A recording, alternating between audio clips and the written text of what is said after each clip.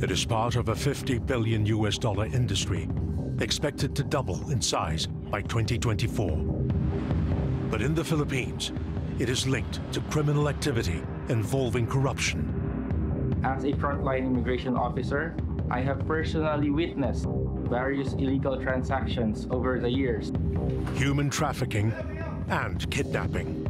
Itong isang tao na to ay nag-apply ng POGO. Ayaw magtrabaho, ibibinta sa'yo. So ayaw mo rin magtrabaho, ibibinta sa kanya. It's a deadly business. 我一寡同事哦，真惊偷走，因为我做头家哦，你喊阮，也要拍死阮。Welcome to the dark side of online gambling.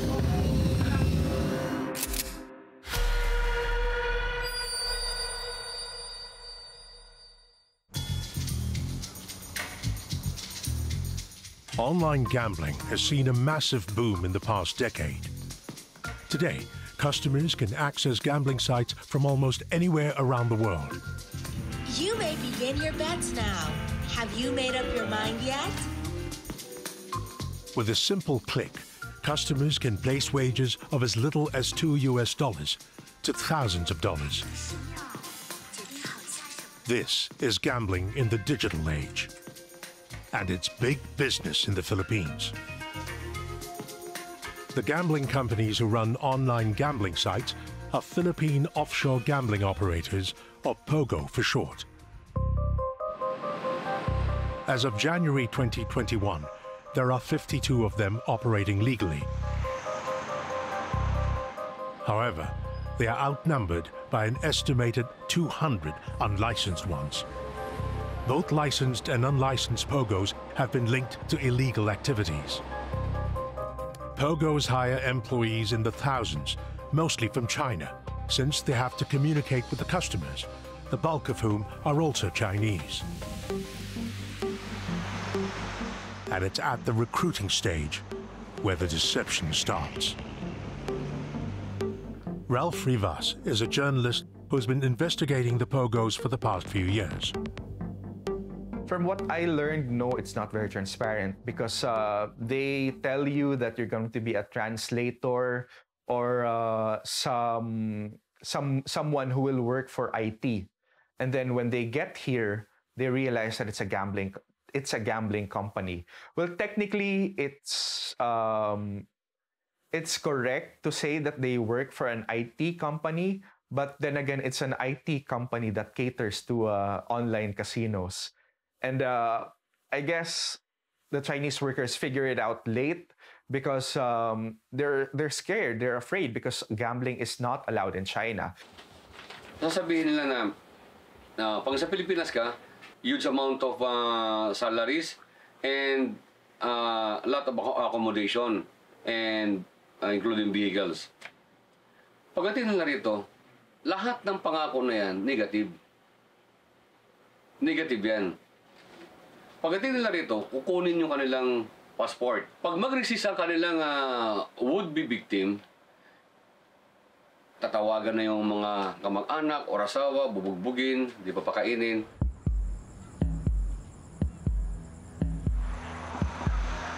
This deception has trapped many Chinese nationals in the Philippines. Miss C is a Chinese national and a former POGO employee. Her recruiters misrepresented the job in the Philippines to her. They concealed the fact that she would be working for a gambling company.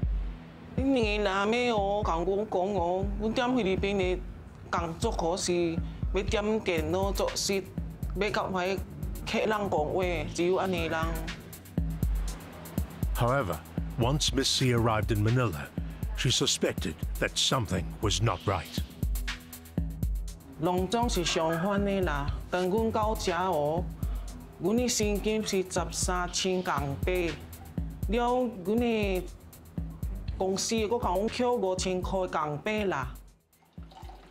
Her working and living conditions in the Philippines were not what was promised by the recruiters in China. 当阮到马尼拉哦，伊托阮徛一个小间厝仔哦，内面有2间房。了阮内面有8个人，所在也无清气啦。这个跋桥公司哦，一礼拜做7日，1日做24小时，阮是无休息的啦，只有拖阮15分钟的怎食啊？就是15分钟拖阮休息啊，安尼人。阮跩头家哦，是对我跩同事哦，真歹死啦。若有创唔着，我跩同事若创唔着，就是踮阮面头前咧发阮咧骂阮，并且佫拍阮。阮的头家哦，佮做是大陆人啦，也有一寡菲律宾人恁。POGOs are joint ventures between local Filipino companies and foreign companies, the majority of which come from China. For you to operate, you need to have a Filipino company partner because they hold the licenses. And also they are responsible for you to get the office space. They also provide you internet services and IT services. So it's a partnership. So there's a Chinese POGO company or some other nationalities that may be operating in POGOs, and then you have a Filipino counterpart here. So they form a joint venture for them to operate.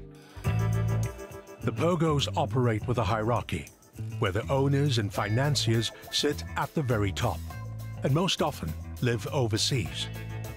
In the middle, there are supervisors who work on location at the POGO sites to manage the frontliners.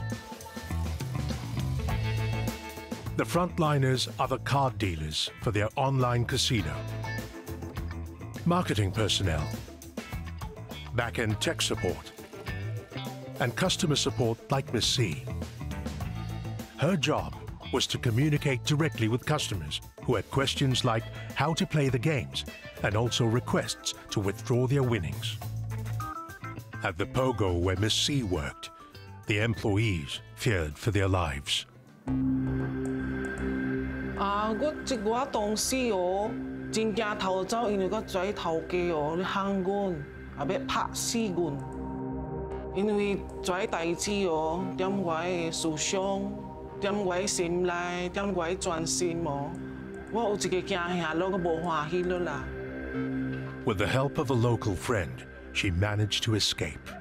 我遮哦有一个菲律宾人，我咧甲阮翻译的哦。 帮助我逃走出去啦，了伊甲我搣咧一个水晶棒啦。这阵哦，我身边无半仙了啦，我唔知要创啥了啦。She was too afraid to even make a report at the local police station. Instead, she remained in hiding. 我唔敢去投警察，因为我就是唔是遮的人，我是大陆人，我也惊因头抓。 我抓去关啦，我也惊啦。我这阵哦，我也爱倒去，我经少点我的家庭了，我也爱倒去，我也少点我的家庭，我的妈妈、我的爸爸、我的看手、我的囝儿，我也惊哦，因为我的护照无伫外地，因敢抢去，我也无钱通买飞机票。我也爱因开卡具。 因为因对我唔是人，阮是工人，因是鬼啊，因唔是人啊。Miss C is just one of many displaced Chinese nationals stuck in limbo in the Philippines. For her fellow POGO runaways, their fear of the authorities is not misplaced. I already tell them that I want to go home, but they force me to work for them. They always say that they have a protector behind them who is government people. So I think even I run away, they will still find me and show me.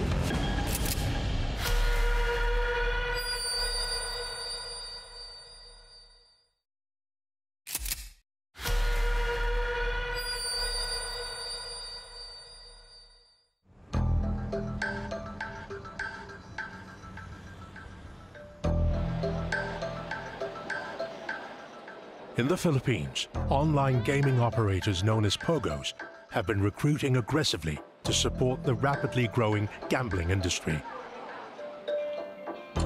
It is estimated that they serve millions of customers online yearly, mostly from China. In 2018, the industry was estimated to have raked in a revenue of $6 billion.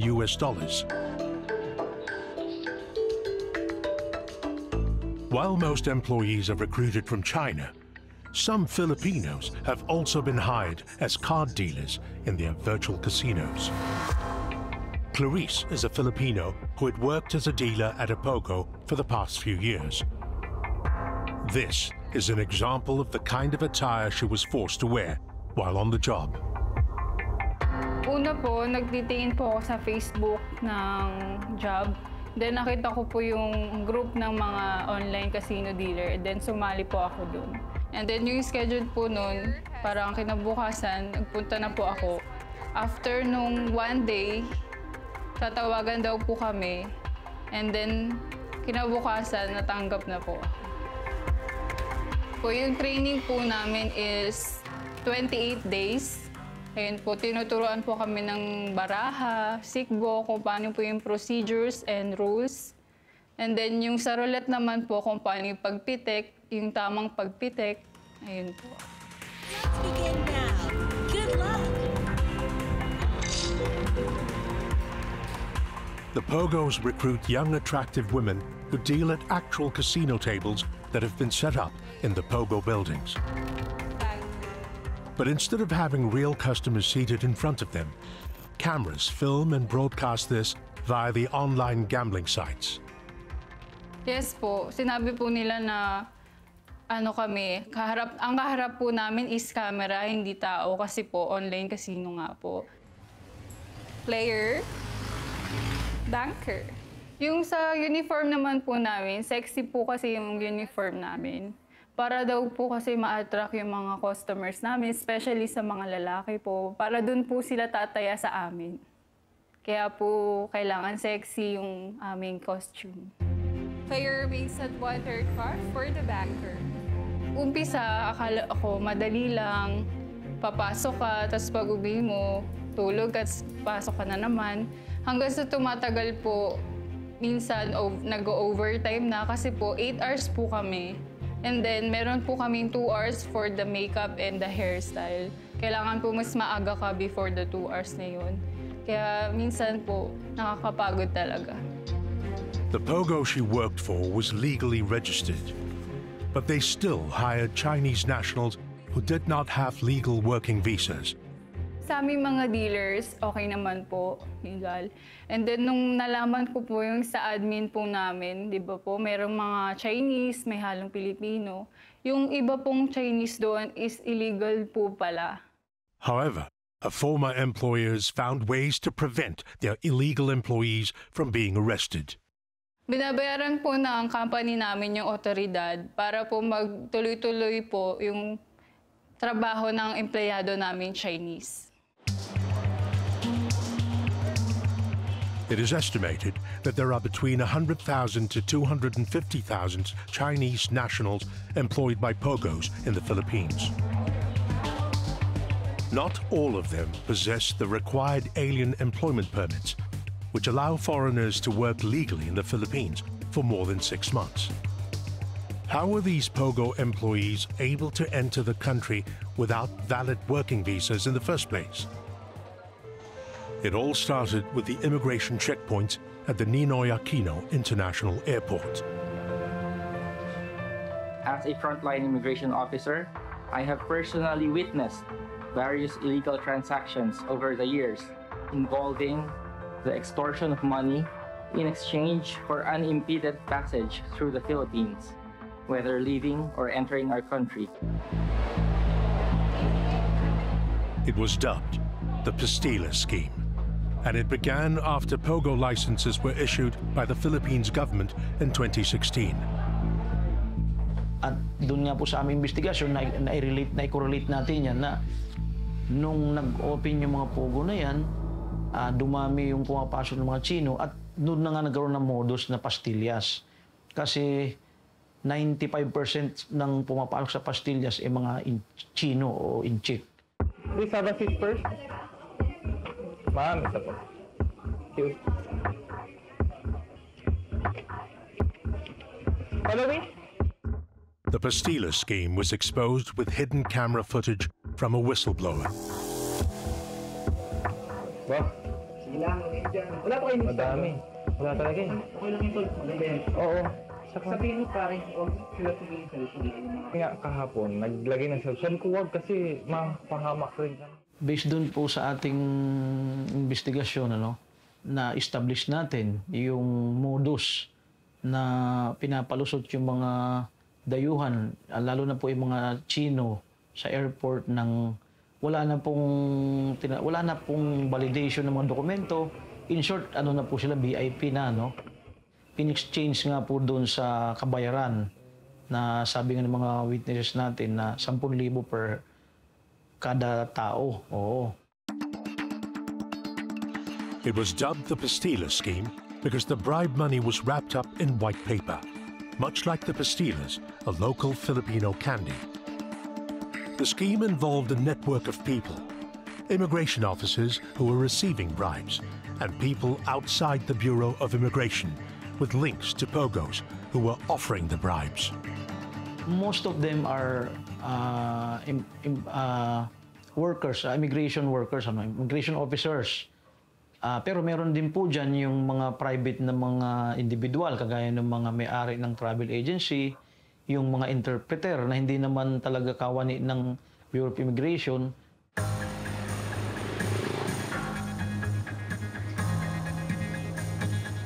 The exact scale of the corruption was revealed at a January 2020 Senate probe into the activities of the POGOs, led by Senator Risa Hontiveros.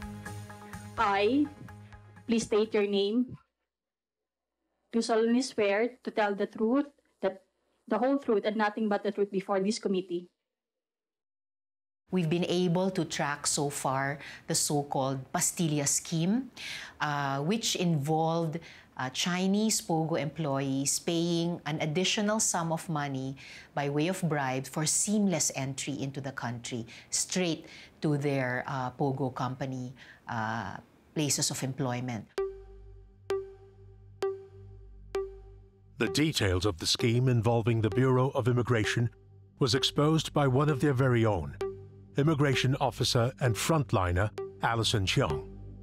Immigration officers received through a group chat in the Viber application a list of names of Chinese nationals who were to be allowed entry into the Philippines without going through the usual immigration process. These Chinese nationals were no longer required to undergo screening.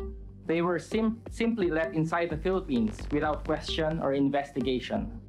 These groups worked with travel agencies in China, the latter being the origin of the names of the entering foreign nationals.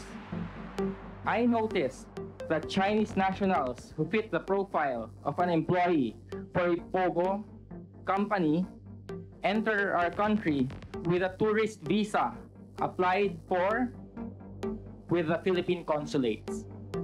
Each cooperating immigration officer would receive around 20,000 pesos weekly for Terminal 1 and 8,000 weekly for Terminal 3 duties.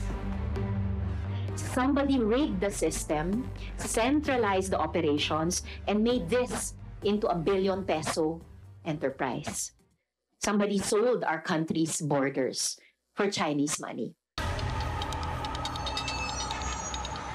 Undercover Asia digs deeper and uncovers darker crimes that are linked to the POGOs.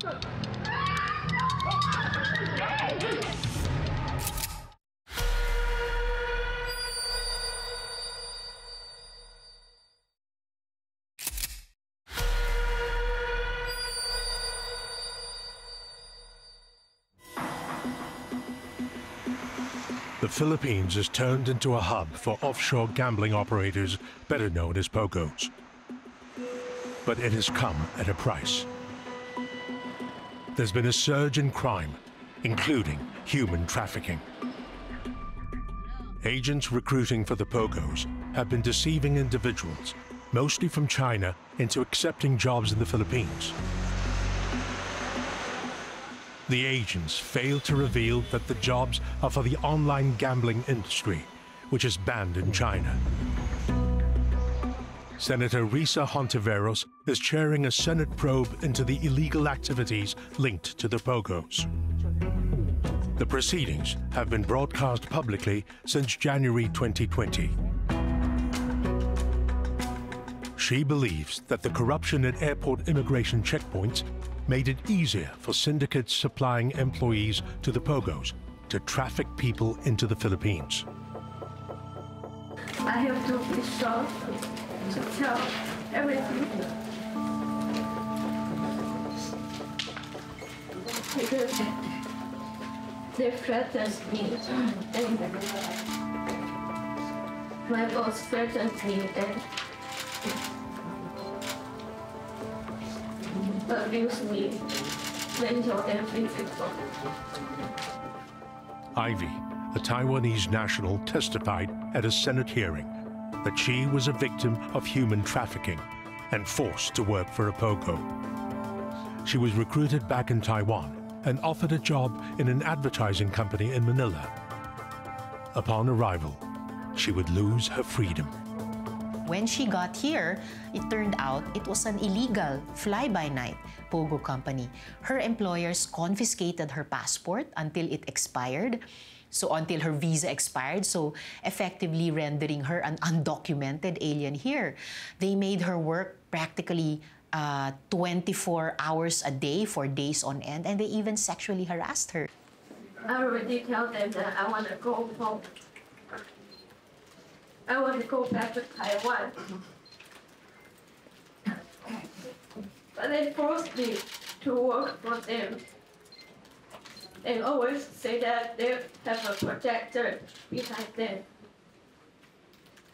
who is government people. So I think even I run away, escape, they will still find me and show me. Every time my boss, when he is mad, he always shouted in Chinese, saying, "You are now my staff. I already bought you from other boss." So they say I have to work for them. And my cell phone has to turn on 24 hours. They treat me like a slave. Ivy was rescued in a raid conducted by the National Bureau of Investigation. Other unhappy POGO employees have also run away from their employers. But some of them ended up back in the hands of their employers.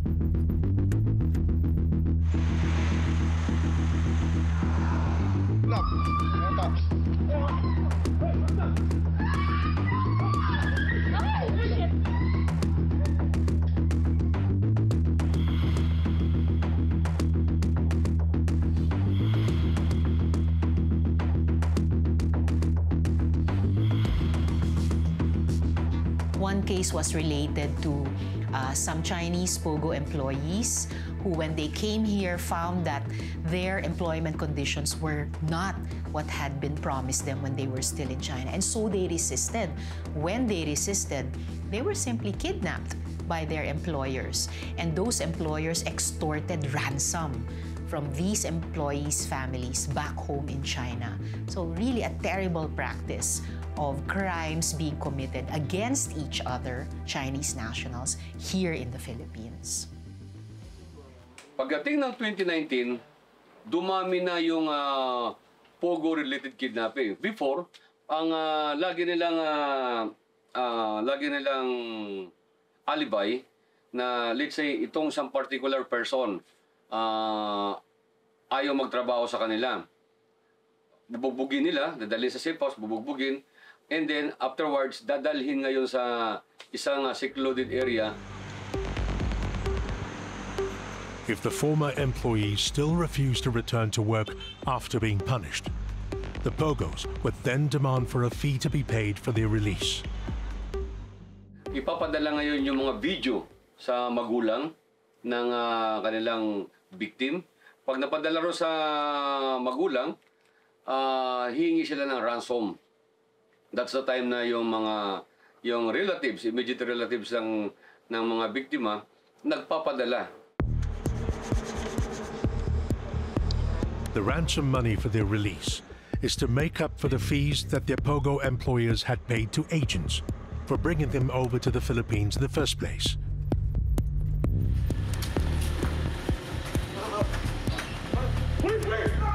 On December 31st, 2020, the anti-kidnapping group from the police received a tip-off. 2 Chinese nationals had kidnapped a POGO employee in Cavite. The victim was kidnapped shortly after he'd informed his employers that he wanted to leave the company. When the victim's family failed to pay the ransom of over $180,000 US, he was beaten up. The police believe the POGOs are responsible for these armed kidnapping groups. May mga baril at meron silang mga grupo na gumagala sa lugar kung saan sila nag-stay. Sapagkat masyado ng yung ginagawa nilang playing ground ang Pilipinas. The POGO issue has ruffled feathers with China, a traditional ally of the Philippines. All forms of gambling are illegal in China. Therefore, many Chinese gambling companies have resorted to operating overseas. Over 200 illegal operations are estimated to be running in the Philippines alone. Sit down. Okay, you have the right to remain silent. Anything you say will be used against you in the court of law. I think they're definitely exploiting loopholes here and there. Because for one, gambling is illegal in China, right? But they looked for ways for it to be legal. They came here in Manila because gambling operations is allowed. The Chinese government believes that POGOs target customers from China.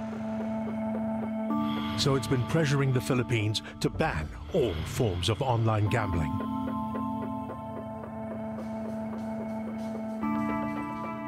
So definitely the China, although initially for years they have not spoken up about it, but last year the Chinese embassy has told the Philippine government to stop the industry. POGOs are regulated by the Philippines Amusement and Gaming Corporation, better known as POGO. POGO is responsible for regulating, operating, authorizing, and licensing gambling activities in the Philippines. Perhaps most importantly, we don't yet have a law that regulates online gambling. POGO here is regulated only by executive or administrative rules. So those are comparatively more flexible and easier to bend. POGO falls under the office of the President of the Philippines, who appoints the head of POGO and the majority of its board members. President Duterte has been a supporter of POGOs in the Philippines. He claims they provide jobs and make big tax contributions. Gaya ng POGO, I will assure under my oath of office as President of this Republic, as elected by you, yung POGO na yan, insofar kami dito, malinis yan. But it employs something like 20,000 dito sa Maynila. Dito lang yung POGO.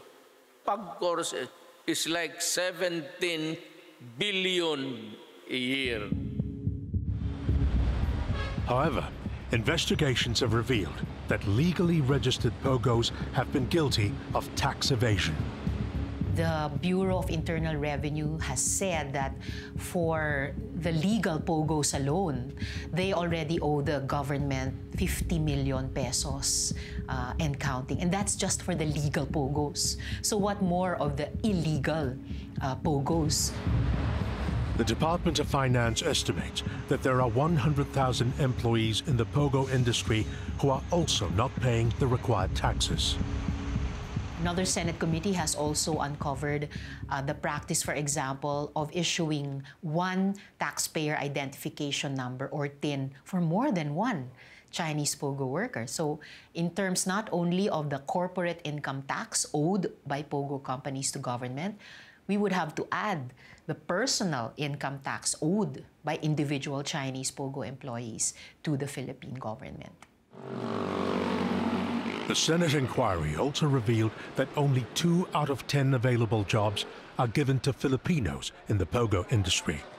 Well, working in the POGOs, according to our resource persons, requires either that you be a mainland Chinese person or very, very familiar with the culture and expert in the language. So I wonder what jobs for Filipinos they're talking about.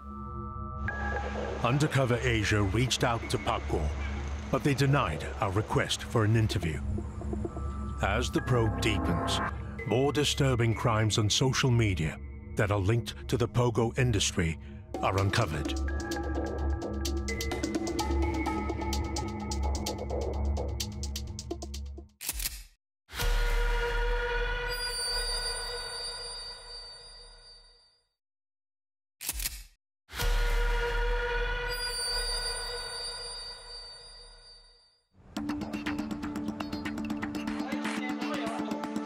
Corruption, human trafficking, and kidnapping have all been linked to the online gambling industry in the Philippines.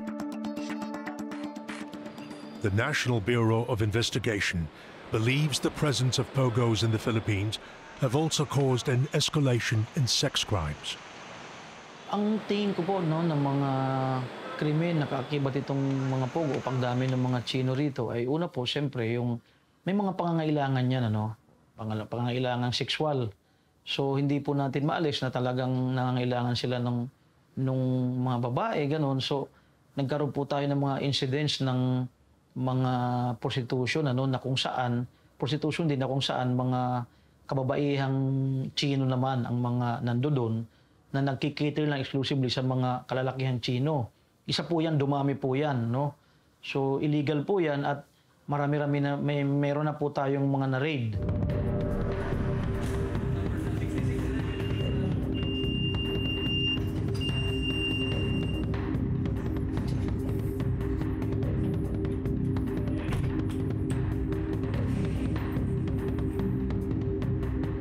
Prostitution rings are now operating like food delivery businesses.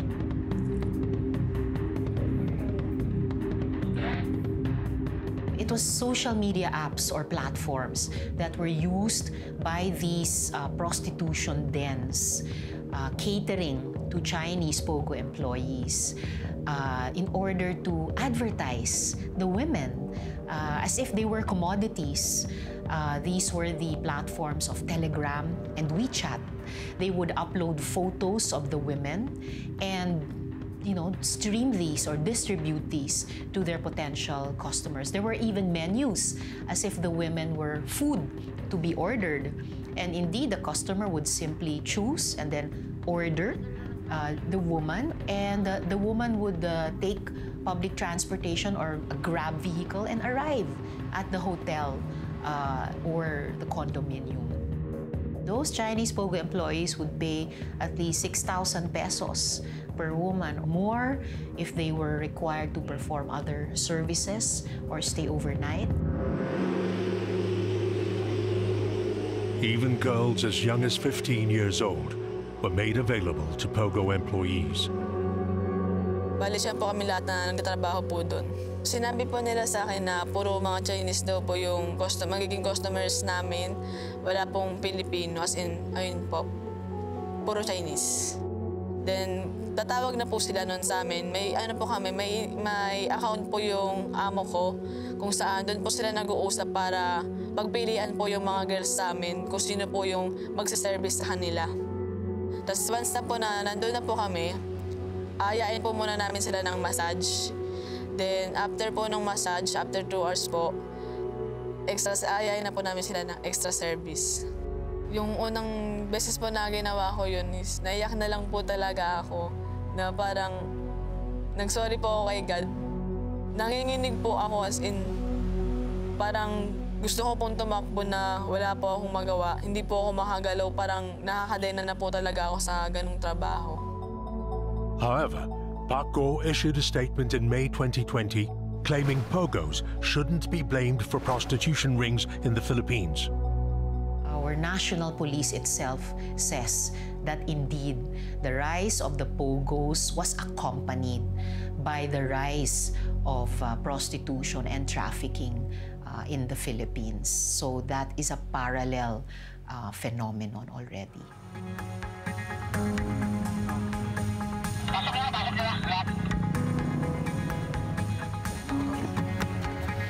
The National Bureau of Investigation has declared war on illegal POGOs.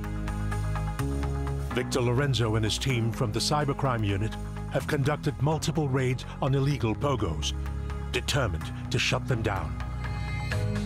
Ang focus natin sa online gambling as yung mga operators na walang kaukulang lisensya na binibigay ng gobyerno through PAGCOR.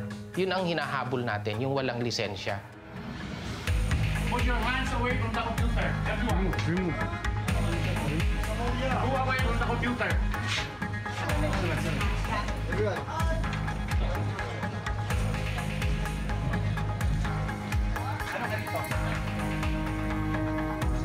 English. Speak English. English. Kasi di ba nagbibigay ng lisensya ang PAGCOR pagka hindi ka nag-apply at nag-operate ka dito sa Pilipinas, ibig sabihin, illegal yung operation mo. At madami na rin kami na-conduct na operations against them. Hinuhuli natin sila, kino-confiscate natin yung mga computers, dinedemanda natin at dinedeport natin sila kung saan sila galing na bansa. Ang statistics ng cybercrime, in 2019, nakahuli kami ng 200 plus na illegally operating here in the Philippines of different nationalities. Madami din kaming mga tools, tini-scan namin ang cyber world. Baka may mga information dyan that will lead to the location of location noong kung saan ginagawa yung illegal online gaming. Kung sino ang nandun sa site kung saan ginagawa yung illegal online gaming operations, dapat arestado lahat yon. Of course, minsan may mga nakikita kami mga utilities, mga janitors na mga Pilipino, hindi na namin sinasama yon, nire-record na lang namin. While the ground staff are arrested, their bosses at the top, the financiers, are not. Most of them are based overseas. Actually, yung mga financiers, investors, hindi yan nagpa-participate dun sa actual operation ng illegal online gaming. Kasi nasa ibang bansa yan at kinokontrol nila yan remotely kahit nasa ibang bansa sila. Of course, may mga managers yan, mga team leaders. Yun lang ang na-arresto natin dun sa actual illegal online gaming operations. Legally registered POGOs, too, have not been spared. Those that owe the government taxes have been shut down by the Bureau of Internal Revenue. Over 40 immigration officers implicated in the Pastilla Scheme have also been suspended. The scheme saw immigration frontliners receiving bribes from syndicates working with POGOs. They facilitated the unvalidated entry of foreigners into the Philippines. So tingnan nyo na lang, tinik advantage nila kung titingnan natin yung kanilang posisyon at trabaho bilang isang immigration officer. So sila po yung may kapangyarihan humarang. Sila rin ang may kapangyarihan magpapasok. Di po ba? Kaya sa tingin namin, nagamit nila o naabuso yung binigay na kapangyarihan sa kanila, nabantayan yung ating mga paliparan.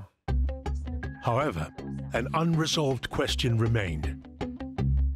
Was the Pastilla's corruption scheme the work of a few errant immigration officers at the front lines? Or were there others involved? A member of the Pastilla's gang testified that the corruption had gone deep within the Bureau of Immigration. Siguro po mga 90% ng personnel sa airport kasama po sa corruption. Dahil organized corruption siya eh. So, yun po. Madami po talagang kasali.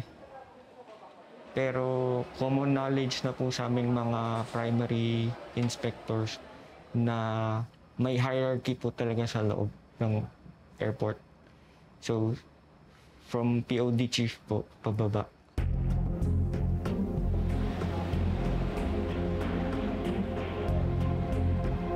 Each passenger who wanted special treatment at airport immigration paid $200 for entry.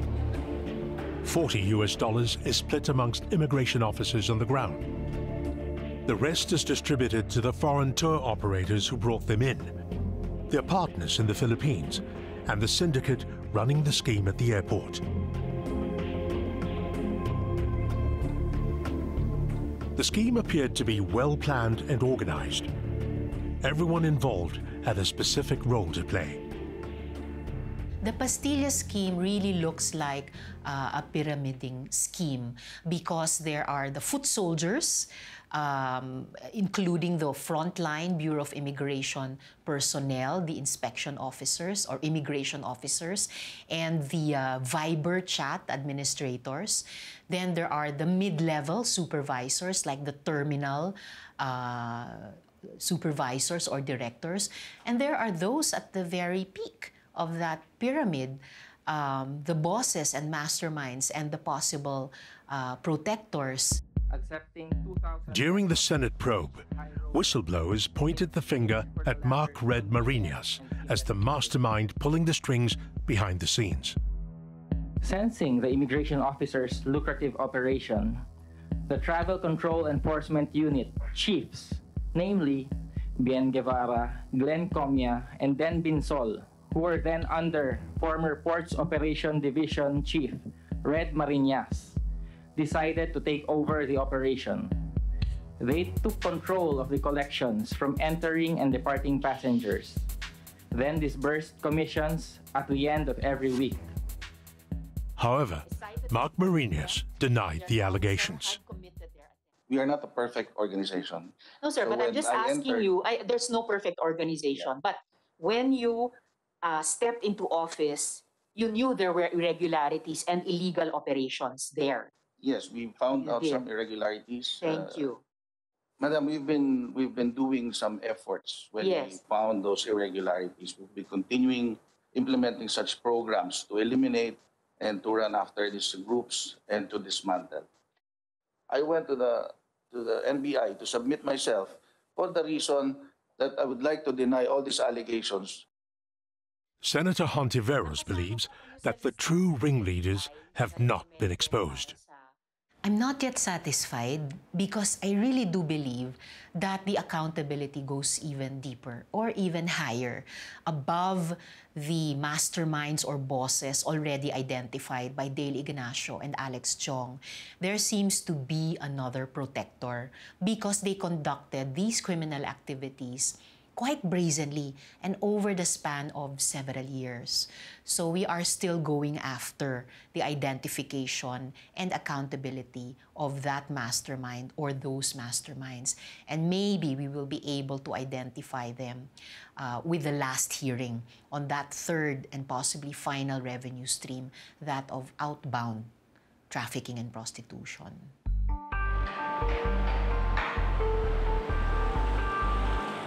Despite pressure locally and from abroad to ban POGOs, there are plans to further develop the industry in the next few years. The city of Cavite, for instance, is building a POGO city, a self-contained hub for POGO activity. Here, over 70 hectares of land have been designated to establish a one-stop shop complete with government offices, entertainment centres, commercial and residential spaces that will be dedicated to the POGO industry.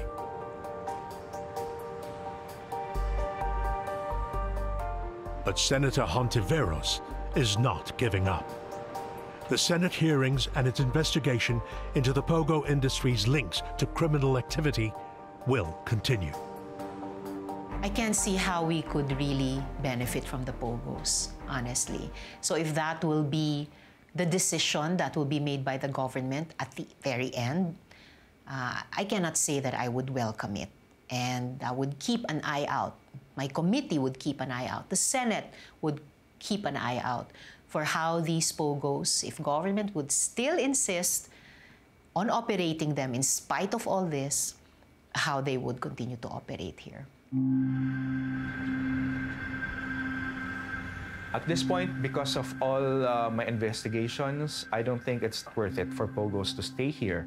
We've seen a surge in crime incidents, a rise of rental rates that the local Filipinos aren't able to afford anymore. The Philippine government has not shown, or has shown very little signs that they are able to collect the right taxes from them. So why are POGOs still here? It makes you think. What are the greater forces that's protecting them, right?